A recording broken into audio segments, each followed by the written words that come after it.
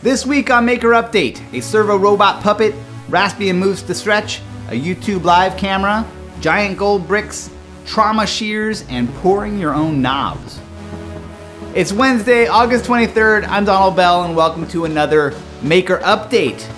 I hope you guys are doing well.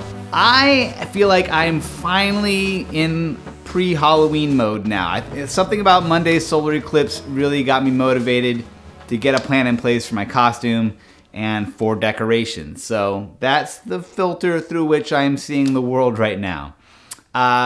We have a great show for you today, and let's get right into it, starting with the project of the week. Be sure to check out Jonathan Odom's Instructable on making this Overwatch-inspired 3D printed animatronic puppet.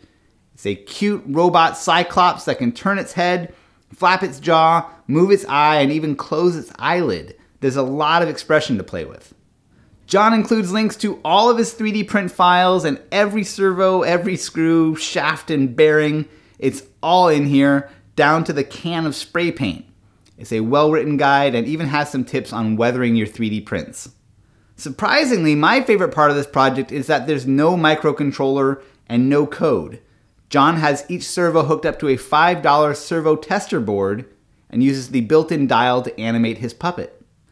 Granted, the next logical step would be to connect all the servos up to an RC controller or a motor shield, but I love this low-tech option for feeling out your design when you're prototyping. Also, I know I have Halloween on the brain, but how cool would this be as some kind of greeter for your front door?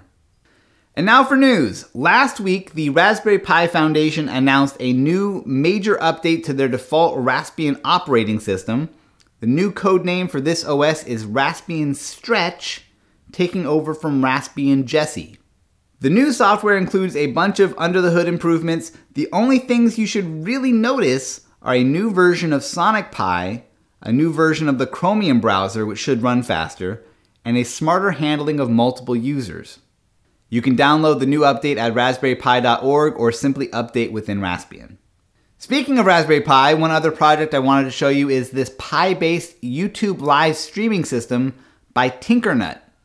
Combining a Pi 3, a camera module, a touchscreen, and a USB microphone, this system allows you to stream live to YouTube with just a single tap. Sorting out the hardware seems relatively straightforward. The tricky part is navigating the code and downloads and patches. Fortunately, the guide on Hackster shows every step of the way with copy and paste code examples that should take care of the headaches. For something totally different, Jimmy DiResta has a fun video up on making giant prop gold bars. There's no written guide, but the video goes step by step through the process, cutting the foam into stackable sections, gluing it up with expanding foam, shaping it, sealing it, and painting it. Again, I'm looking at this through the filter of Halloween, but it has me motivated to build a big, lightweight prop this way.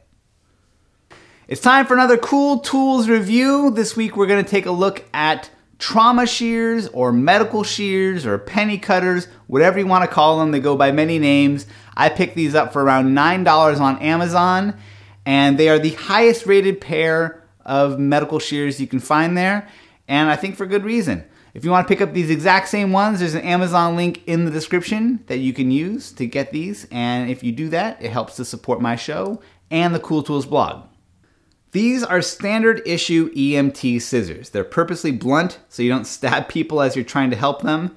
In the field, these are used for cutting away clothes and belts and seatbelts and bandages, anything you can think of. They're tough and strong and cheap enough that you don't have to be precious with them. These are sometimes called penny cutters because, yes, they can cut through pennies. You'll never need to, but it's an impressive demo. Another feature most models share is this lip on the front. This is great for slipping into a tight spot without having to jab the pointy end first. These particular shears stand out from the super cheap ones in two ways. First, the matte black finish on here is a non-stick fluoride coating. It helps from getting gummed up, especially when cutting through tape.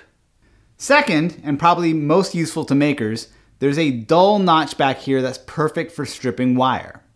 Because of the non-stick coating, people will often pick these up for gardening. I've also seen them used as kitchen scissors. These things can be autoclaved or boiled or run through the dishwasher to kill off any bacteria, and the channels in the blades help to flush out any gunk.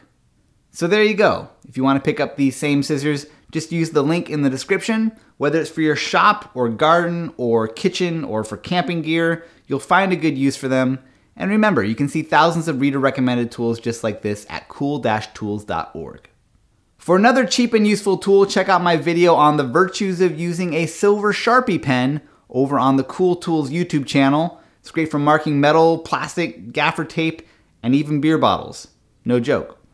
Over on Makescene, Gareth Branwen's latest Tips of the Week roundup highlights how to make an improvised caulking gun out of an adjustable clamp, and also mentions that same gold bar Duresta video and Jimmy's technique for scoring and snapping foam insulation board to quickly get the shape he wants.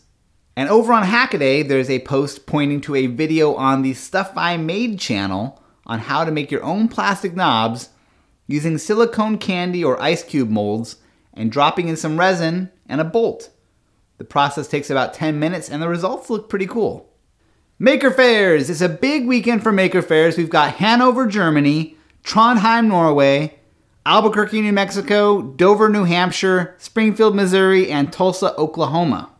I also got an email from Andy Warburton asking for a shout out for the Amsterjam coming up on September 9th in Amsterdam. It's a Raspberry Pi meetup.